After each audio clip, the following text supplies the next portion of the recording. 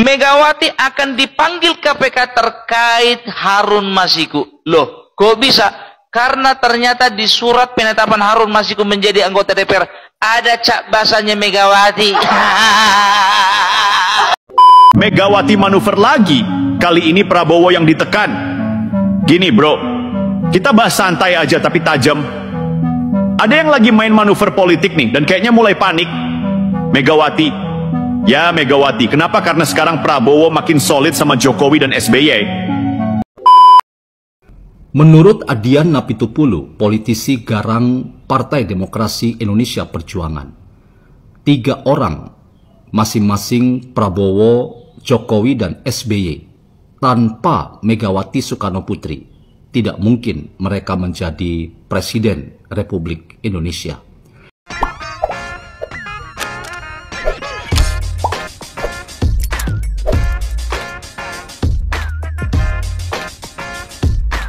Megawati akan dipanggil KPK terkait Harun Masiku. Loh, kok bisa? Karena ternyata di surat penetapan Harun Masiku menjadi anggota DPR ada cak basahnya Megawati.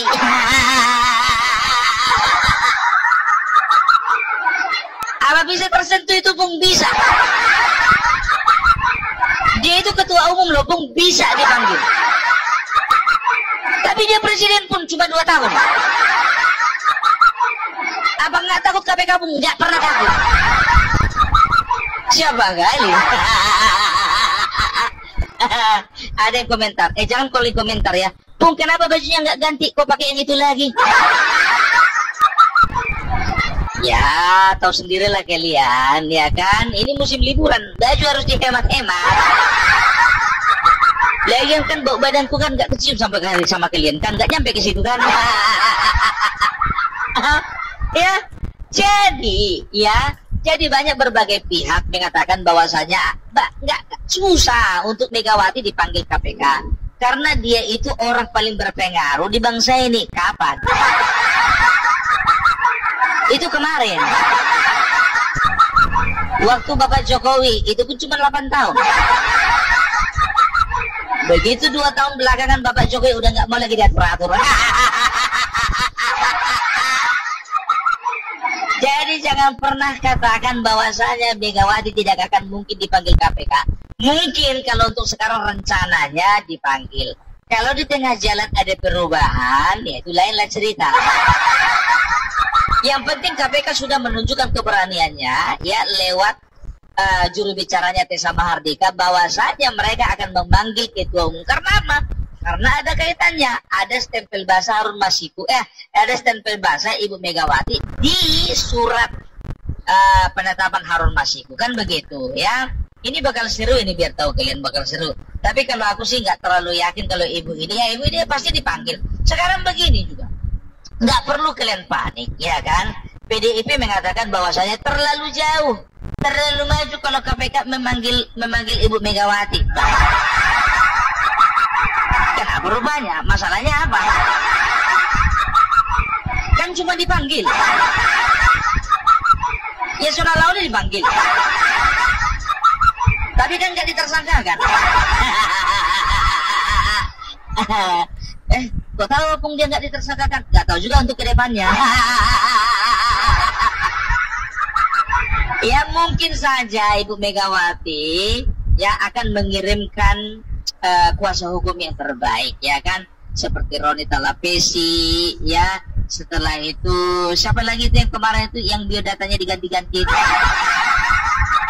waktu sidang MK kemarin. Ya pasti mereka akan memberikan pernyataan bahwasanya Ibu Megawati bukan hanya menandatangani, kan begitu lah. Jadi siapa yang paling bertanggung jawab? Ya pasti Hasto dong.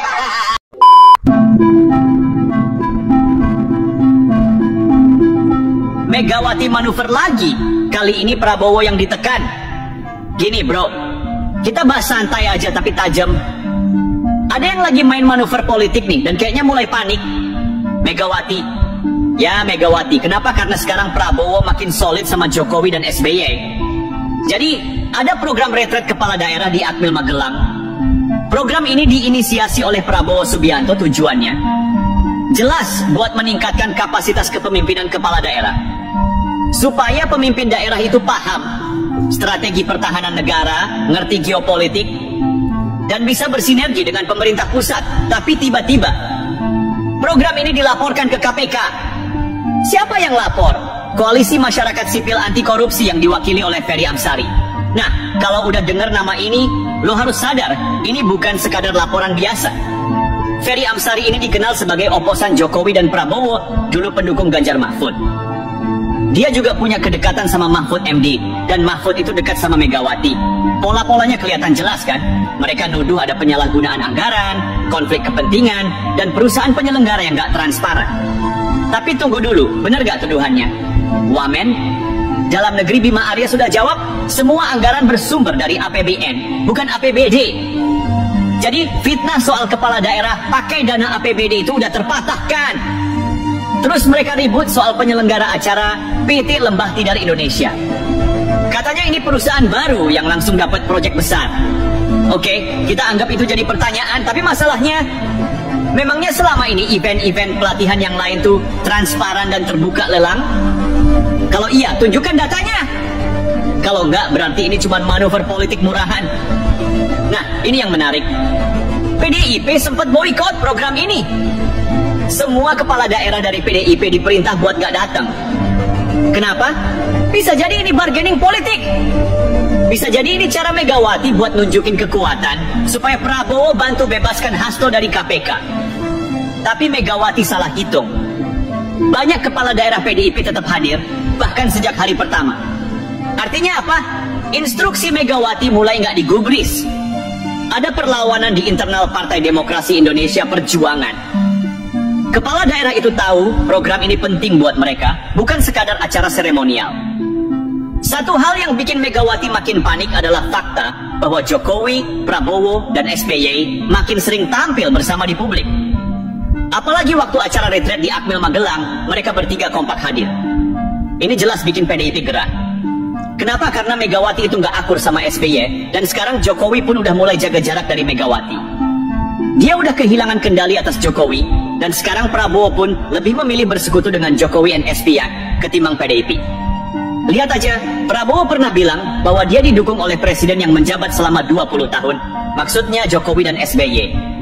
Tapi Megawati cuma 2 tahun. Itu pun karena menggantikan Gus Dur, bukan dipilih rakyat secara langsung. Prabowo bikin program retret buat kepala daerah, diboikot PDIP, dilaporkan ke KPK. Ferry Amsari dan jaringan Mahfud Megawati jadi aktor pelapor. Laporan penuh asumsi, nggak ada bukti kuat. Jokowi, Prabowo, SBY makin solid, PDIP makin panik. Megawati ingin bargaining soal Hasto, tapi nggak ada yang menggubris.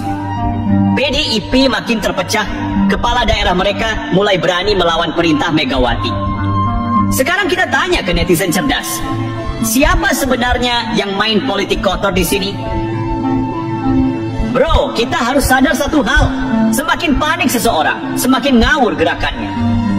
Dan ini yang lagi terjadi sama Megawati dan PDIP. Mereka udah nggak bisa lagi pakai cara elegan, jadi mulai main kasar. Sekarang kita lihat pola-pola serangan mereka. Kita ingat ya, Megawati mulai menyerang Jokowi secara terbuka sejak 2023. Dia bilang, saya yang bikin Jokowi jadi presiden. Seolah-olah Jokowi itu cuma boneka PDIP. Tapi lihat sekarang, Jokowi justru ninggalin PDIP dan membangun koalisinya sendiri. Dan yang terbaru, Megawati ngomong di Rakernas PDIP bahwa Jokowi itu pengkhianat. Dia sindir Jokowi yang gak mau tunduk lagi sama PDIP. Padahal Jokowi cuma ingin Indonesia maju tanpa dikendalikan satu partai tertentu. Tapi, bro, Megawati ini lupa sejarah. Siapa yang dulu pernah mengkhianati koalisinya sendiri? PDIP waktu 2004 malah menyerang SBY. Padahal SBY dulu bagian dari pemerintahan Megawati. Jadi kalau sekarang Megawati merasa dikhianati Jokowi, yaitu karma politiknya sendiri. Jokowi akhirnya sadar, Indonesia nggak bisa dikendalikan cuma oleh satu terah keluarga. Setelah gagal menekan Jokowi, target berikutnya adalah Prabowo. Megawati tahu, Prabowo adalah penghalang terbesar bagi PDIP untuk kembali berkuasa di 2029. Jadi apa yang mereka lakukan? Mulai serangan politik, laporan ke KPK soal program retret kepala daerah. Jelas ini manuver buat bikin Prabowo kelihatan negatif. Serangan lewat media soal netralitas TNI, PDIP mulai ngompor-ngomporin isu bahwa Prabowo bisa menggunakan TNI untuk kepentingan politik. Padahal yang justru sering mempolitisasi TNI ya PDIP sendiri. Isu Prabowo bakal jadi boneka Jokowi, mereka mau pecah belah Prabowo dan Jokowi biar Prabowo kehilangan dukungan rakyat. Tapi ada satu kesalahan fatal yang mereka buat. Prabowo bukan orang yang bisa ditekan. Dulu Prabowo udah pernah dikhianati, udah pernah dijatuhkan, udah pernah dihina habis-habisan. Tapi dia bangkit lagi. Sekarang dia di posisi yang kuat. Bukan cuma karena dukungan Jokowi, tapi juga karena rakyat percaya bahwa Prabowo itu pemimpin yang tegas. Dan satu lagi, Prabowo itu tipe orang yang kalau udah berkomitmen, dia nggak bakal mundur. Dia udah janji bakal meneruskan visi Jokowi, yaitu yang bakal dia lakukan. Gak bisa diancam atau ditekan-tekan. PDIP sekarang lagi drama besar soal Hasto Kristianto, Sekjen PDIP. Dia dipanggil KPK berkali-kali, sampai akhirnya rumahnya digeledah KPK. Langsung aja PDIP teriak, ini permainan politik Jokowi. Tapi, bro, coba kita pakai logika sederhana.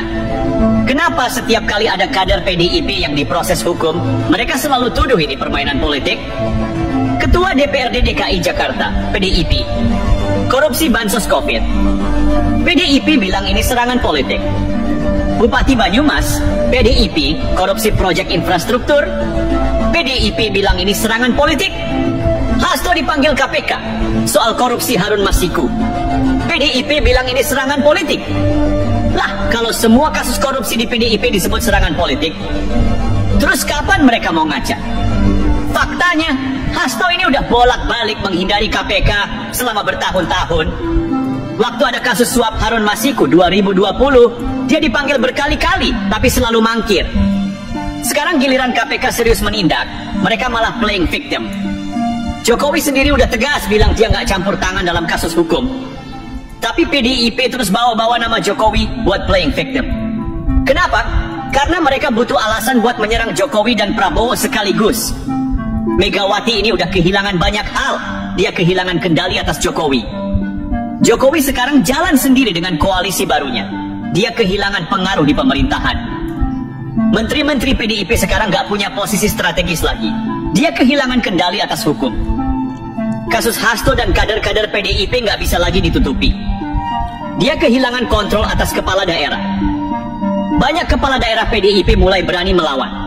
Sekarang kita tanya ke netizen cerdas. Siapa sebenarnya yang panik? Jokowi dan Prabowo atau justru PDIP? Siapa yang selalu playing victim tiap ada kadernya yang kena kasus? Siapa yang mulai ketakutan karena 2029 sudah nggak bisa dikendalikan lagi? Kita harus jeli, bro. Politik itu soal siapa yang tetap berdiri tegak di tengah badai. Dan yang kita lihat sekarang, Megawati mulai tumbang, sementara Jokowi dan Prabowo makin solid. Bro, sekarang kita masuk ke fase krusial. Pilpres 2029. PDIP udah sadar kalau Jokowi dan Prabowo bersatu, mereka bakal sulit menang. Jadi sekarang mereka main strategi bertahan, sabotase politik, propaganda, dan main curang. Tapi sebelum kita bahas strategi busuk mereka, kita lihat dulu kenapa PDIP dalam posisi terlemah sepanjang sejarah. Dulu PDIP bisa berjaya karena dua faktor. Megawati sebagai simbol partai Jokowi sebagai mesin elektoralnya. Tapi sekarang Jokowi udah lepas dari PDIP. Megawati udah makin tua, makin gak relevan. Bahkan dalam tubuh Partai Demokrasi Indonesia Perjuangan sendiri, banyak yang mulai gak setuju dengan kepemimpinannya. Kalau Megawati lengser, siapa penggantinya? Puan Maharani, elektabilitas rendah, karisma nol, ngomong aja susah. Ganjar Pranowo, udah gak loyal ke PDIP setelah kalah di Pilpres 2024, dia mulai menjauh. Hasto Kristianto lagi dikejar KPK, gak bakal berani tampil depan. PDIP kehabisan stok pemimpin. Mereka tahu kalau Megawati turun, partai ini bakal pecah dari dalam. PDIP panik karena Jokowi dan Prabowo sekarang udah membangun poros politik baru. Jokowi membangun jaringan politiknya sendiri. Loyalis Jokowi di parlemen, di kabinet, di kepala daerah, semuanya mulai menjauh dari PDIP. Prabowo semakin kuat sebagai pemimpin nasional. Dengan posisi sebagai presiden, dia bakal punya kekuatan penuh untuk membangun koalisinya sendiri. Ini mimpi buruk buat Partai Demokrasi Indonesia Perjuangan. Kenapa? Karena mereka nggak bisa lagi mengontrol negara seperti dulu. Dulu mereka bisa pakai Jokowi sebagai alat, sekarang Jokowi dan Prabowo bersatu untuk menjauhkan Indonesia dari dominasi satu partai. Karena sadar mereka makin terpojok, PDIP mulai pakai cara-cara kotor. Apa saja? A. Propaganda anti Jokowi dan anti Prabowo. Sejak kalah di 2024, mereka mulai nyebar narasi kalau Jokowi itu pengkhianat, Prabowo bakal jadi diktator, demokrasi dalam bahaya. Padahal faktanya demokrasi justru lebih sehat tanpa hegemoni satu partai. Mereka cuma takut karena nggak bisa lagi main monopoli kekuasaan. PDIP tahu, Puan Maharani nggak bakal bisa menang Pilpres 2029. Elektabilitasnya jeblok. Jadi mereka mulai cari figur lain buat dijual. Ada dua nama yang mulai mereka dorong. Ridwan Kamil, tapi masih terikat Golkar. Ganjar Pranowo, tapi masih trauma setelah kalah di 2024. Tapi masalahnya, siapapun yang diusung PDIP tetap akan berhadapan dengan kekuatan Jokowi Prabowo. PDIP nggak bakal diam. Mereka bakal coba ganggu pemerintahan Prabowo supaya kelihatan gagal. Mereka bakal ganggu kebijakan ekonomi. Bisa lewat parlemen, bisa lewat tekanan di daerah-daerah. Mereka bakal manfaatkan media untuk membentuk opini negatif. Ingat, banyak media masih pro PDIP. Mereka bakal main isu HAM dan demokrasi untuk serang Prabowo. Intinya, mereka mau bikin Prabowo kelihatan gagal sebelum 2029. Kalau mau 2029 menang telak, ada beberapa langkah yang harus dilakukan. Satu, Prabowo harus perkuat koalisi pemerintahan. Jangan kasih celah buat PDIP menyusup atau bikin kegaduhan di dalam. Dua, Jokowi harus tetap aktif membangun pengaruhnya di luar PDIP. Dia harus tetap jadi kingmaker di 2029. Tiga, harus ada kader muda yang disiapkan. Jangan sampai PDIP yang lebih dulu punya tokoh baru. Kalau semua ini dijalankan dengan baik, PDIP bakal terjepit dan kehilangan peluang besar di 2029. PDIP selama ini terbiasa mengontrol Indonesia. Mereka pakai politik dinasti, mereka pakai propaganda, mereka pakai media untuk membentuk opini. Tapi zaman berubah. Sekarang Jokowi dan Prabowo membangun sistem politik yang lebih terbuka dan nasionalis. Bukan lagi tentang satu partai, tapi tentang masa depan Indonesia. PDIP makin kehilangan relevansi. Tinggal pertanyaannya, 2029 bakal jadi akhir dari PDIP? Bro, kita bahas langsung ke intinya. PDIP dalam kondisi sekarang. Dulu mereka berjaya karena faktor sejarah dan dominasi politik. Sekarang, mereka tinggal menunggu waktu untuk runtuh. Mau tahu kenapa dan gimana partai ini bakal ambruk? Ini dia 5 jurus kehancuran PDIP yang nggak bisa dihindari. PDIP bukan partai, tapi kerajaan politik Megawati. Semua keputusan ada di tangannya. Ketua Umum, Megawati lagi, Megawati lagi. Calon presiden, harus restu Mega dulu.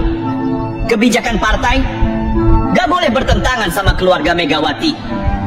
Masalahnya Megawati udah terlalu tua dan gak bisa lagi memimpin dengan baik. Dia terlalu sibuk memaksakan Puan Maharani, padahal rakyat gak mau Puan. Lihat aja pemilu 2024, elektabilitas Puan hancur-hancuran, tapi tetap dipaksakan jadi penerus. Ini artinya apa? PDIP bakal kehilangan pemilih, dan partai bakal pecah karena banyak kader yang muak. Jokowi adalah mesin politik terbesar yang pernah dimiliki PDIP. Tapi sekarang Jokowi udah lepas. Jokowi nggak mau dikontrol Megawati, Jokowi bangun loyalisnya sendiri. Jokowi sekarang lebih dekat dengan Prabowo. Dampaknya, basis massa Jokowi sekarang beralih ke Prabowo dan partai-partai lain. PDIP kehilangan daya tarik. PDIP kehilangan suara. Partai Demokrasi Indonesia Perjuangan kehilangan kekuatan. Hasilnya, tanpa Jokowi, PDIP hanyalah partai kecil yang gak punya daya ledak. PDIP terlihat solid di luar, tapi dalamnya udah mulai keropos. Banyak kader mulai gak puas dengan gaya kepemimpinan Megawati yang otoriter. Banyak kepala daerah dari PDIP mulai merapat ke Jokowi atau Prabowo. Fraksi di DPR mulai ada faksi yang berani melawan kebijakan partai. Partai ini nggak punya demokrasi internal. Semua harus tunduk ke Megawati atau out. Akibatnya, banyak kader kecewa dan siap lompat ke partai lain. Ini bom waktu yang bakal meledak sebelum 2029. Dulu PDIP bisa menang karena pakai media untuk main opini publik, pakai politik identitas buat mainin emosi rakyat, pakai framing kalau mereka partainya wong cilik. Tapi sekarang strategi ini udah basi, rakyat udah cerdas. Gak gampang dibodohi propaganda, media gak bisa dikontrol sepenuhnya lagi.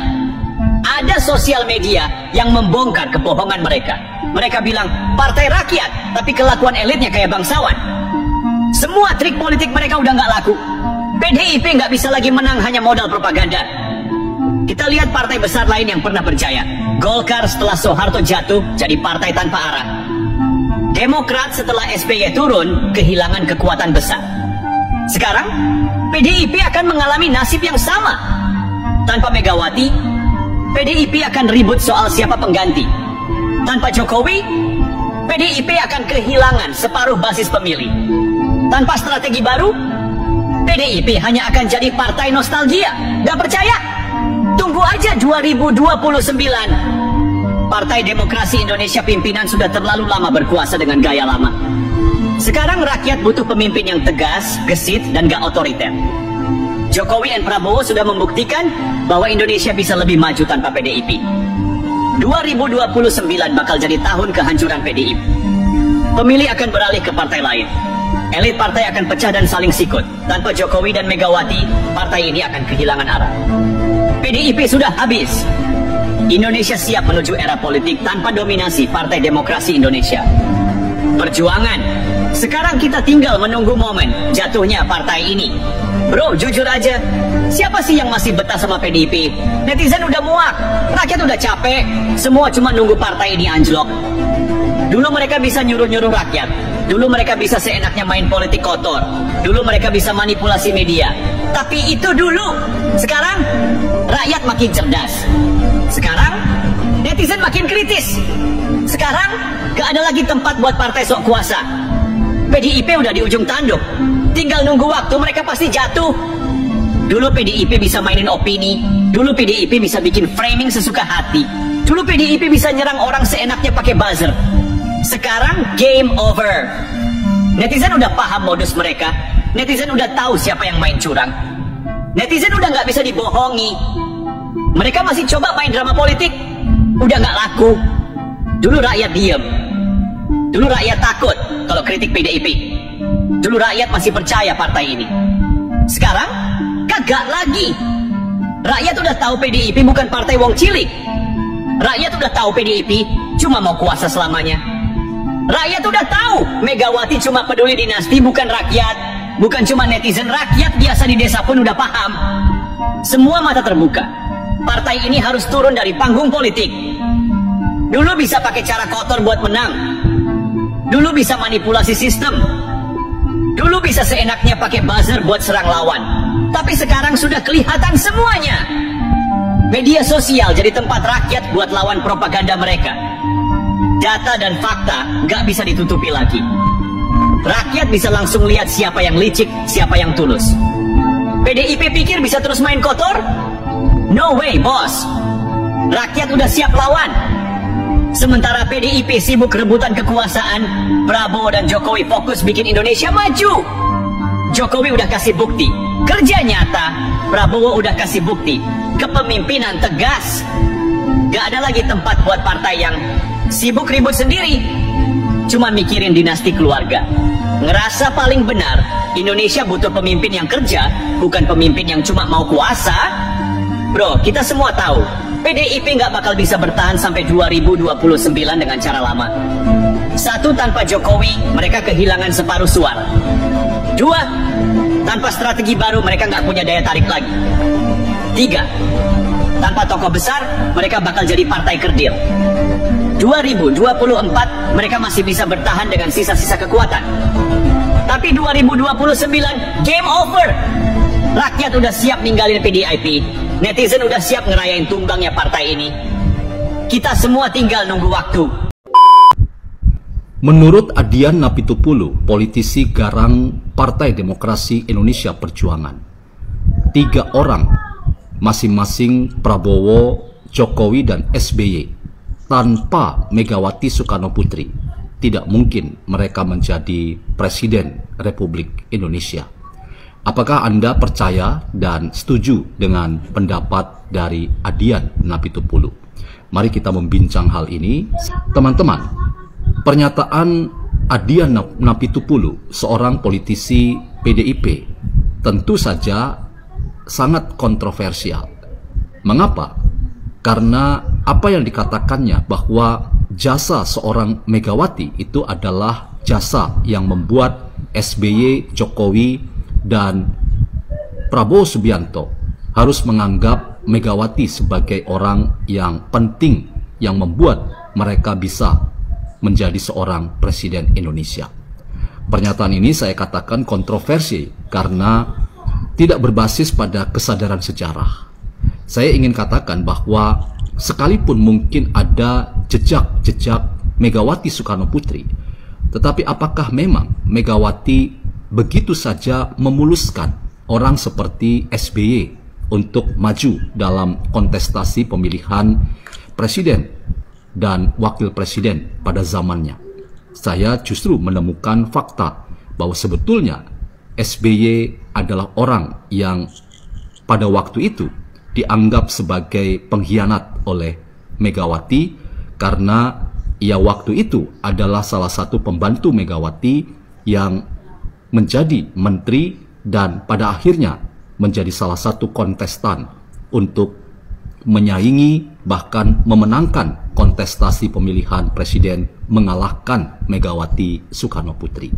Jadi dalam konteks ini tidak bisa kita katakan bahwa seorang Megawati berjasa pada seorang SBY sehingga SBY menjadi seorang presiden Indonesia pada waktu itu.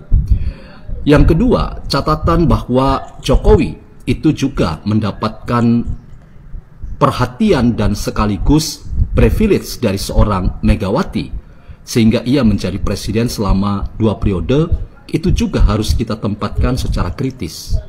Bisa jadi memang ada jejak Megawati sehingga Jokowi menjadi presiden Indonesia. Tetapi Jokowi sendiri adalah orang yang kemudian mampu mengolah dirinya dan menjadikan dirinya sebagai kekuatan politik yang membuat ia juga beroleh simpati dari masyarakat luas, sehingga lewat keberadaan seorang Jokowi sendiri secara mandiri ia mampu mengkapitalisasi dirinya sehingga ia kemudian menjadi pemenang dalam kontestasi pemilihan presiden pada waktu itu. Saya tidak menafikan bahwa memang ada jejak Megawati dan PDIP dalam sejarah seorang yang bernama Jokowi, tetapi mengatakan bahwa Megawati punya jasa yang sangat besar dan bahkan jasa itu dianggap sebagai jasa yang berlebihan dan menghilangkan berbagai macam usaha mandiri dari seorang Jokowi. Itu juga bukan sebuah pandangan yang benar dan bertanggung jawab. Demikian juga kalau kita menempatkan seorang Prabowo Subianto. Memang sejarah mencatat Prabowo pernah maju dalam kontestasi pemilihan presiden dan wakil presiden mendampingi Megawati sebagai calon wakil presiden pada zaman itu. Sekalipun kalah, tetapi teman-teman, jejak sejarah juga memperlihatkan bahwa Prabowo pada akhirnya mengambil jalan sejarahnya sendiri. Sampai kontestasi-kontestasi bersama Joko Widodo yang memenangkan beberapa kali kontestasi di antara keduanya, itu juga memperlihatkan bahwa Prabowo Subianto adalah tokoh yang independen, tokoh yang mandiri, dan punya aktualisasi diri yang tidak selalu harus kita katakan bahwa ia adalah orang yang bertumbuh, berkembang, menjadi seperti sekarang ini karena jejak dan jasa seorang Megawati Soekarno Putri. Bahkan ada indikasi pula yang sangat kuat berhembus dalam dunia digital kita bahwa hubungan di antara Megawati dan Prabowo itu sempat renggang, bahkan dituduh Megawati itu menjadi pengkhianat dalam konteks perjanjian batu tulis. Kita bisa lihat bagaimana hal itu ditempatkan dalam kesadaran sejarah yang saya ingin katakan bahwa kita perlu melihat sejarah secara kritis. Apakah benar bahwa Prabowo menjadi seorang presiden hari ini itu karena jasa seorang Megawati? Ada jejak Megawati, tetapi tidak perlu kita katakan ada jejak yang berlebihan. Nah, dalam konteks itu teman-teman, narasi yang dikembangkan oleh seorang Adian Napitupulu itu harus kita lihat secara kritis sebagai sebuah narasi atau argumentasi yang penuh kepentingan ideologis atau politis. Ia ingin lagi-lagi memukul 3 orang tokoh bangsa, yaitu Presiden SBY yang ke-6, Presiden Jokowi yang ke-7, dan Presiden hari ini Prabowo Subianto sebagai orang-orang yang jangan pernah melupakan seorang Megawati Soekarno Putri. Mungkin inilah yang dilihat oleh seorang Adian Napitupulu ketika ia menyaksikan kemesraan yang begitu luar biasa yang ditunjukkan oleh Prabowo kepada Presiden SBY dan Presiden Jokowi, dan tidak pernah dalam satu kesempatan sekalipun sampai dengan pertemuan dalam parade senja 3 tokoh itu di Akademi Militer di Magelang. Itu semua memberikan sebuah pesan yang sangat berharga kepada kita bahwa memang Megawati tidak diperhitungkan oleh Prabowo Subianto sebagai tokoh penting yang akan diajak terus-menerus dalam dinamika kenegaraan di Indonesia hari ini dan mungkin juga ke depan. Ini sekaligus sebuah pesan kepada kita bahwa sikap keras Megawati dan juga PDIP itu memberikan sebuah catatan bagi seorang Prabowo untuk berhati-hati mendekati PDIP dan Megawati. Mungkin pengecualiannya adalah Puan Maharani. Puan Maharani bahkan menjadi sosok alternatif yang bisa memberikan suasana berbeda dan situasi yang sedikit cair, bahwa ada orang seperti Puan Maharani yang menghadirkan pendekatan politik yang lebih ingin merapat pada pemerintahan Prabowo, dan ia bahkan terlihat membangun komunikasi yang begitu hangat dengan Presiden ke-7 Joko Widodo dan Presiden ke-6 SBY. Semuanya itu sulit untuk kita bayangkan bisa sehangat itu kalau misalnya Megawati Soekarno Putri hadir dalam pertemuan di antara 3 presiden yang sudah purna tugas dan presiden hari ini Prabowo Subianto. Teman-teman, mari kita kritis melihat situasi hari ini. Jangan kita terjebak pada narasi-narasi politik yang hanya ingin mendulang kepentingan sesaat tanpa kita menempatkan pada kesadaran sejarah yang penting sekali untuk kita tahu bahwa seorang SBY, Jokowi dan Prabowo Subianto sekalipun memang ruang politik pada waktu itu memungkinkan mereka untuk menjadi presiden Indonesia, tetapi masing-masing mereka punya independensi dan kemandirian dan sekaligus kemerdekaan, bahwa mereka tidak pernah menjadi orang dan menjadi seorang tokoh bahkan menjadi presiden itu karena topangan atau dukungan dari orang-orang lain. Ini adalah pengakuan yang juga kita bisa lihat dari seorang Jokowi terhadap Prabowo, bahwa seorang Jokowi pun mengakui bahwa ia adalah orang yang menghormati seorang Prabowo Subianto, dan tidak pernah di mana-mana rasanya Jokowi mengatakan bahwa Prabowo itu menjadi presiden karena jasa dia. Seorang Jokowi sadar betul bahwa Prabowo bahkan sudah menjadi presiden jauh sebelum ia dilantik sebagai seorang presiden. Inilah perspektif kerendahan hati. Jadi saya ingin memberi pesan bahwa pernyataan seorang Adian Napitupulu yang hanya mengatakan bahwa Megawati berjasa pada seorang SBY, Jokowi dan Prabowo itu hanya mewakili sebuah perspektif yang sangat tidak berbasis pada kesadaran sejarah dan tidak menunjukkan kerendahan hati, sebaliknya justru menunjukkan kesombongan diri. Ini tentu tidak akan memberikan edukasi yang baik bagi kita yang berbasis pada kesadaran sejarah. Baik sahabat sekalian, demikianlah beberapa video yang coba saya reaksi pada kesempatan kali ini, dan kepada para sahabat sekalian setelah menyaksikannya dan ingin berkomentar, silahkan tulis di kolom komentar. Sekian dan terima kasih, dan sampai berjumpa kembali di video selanjutnya.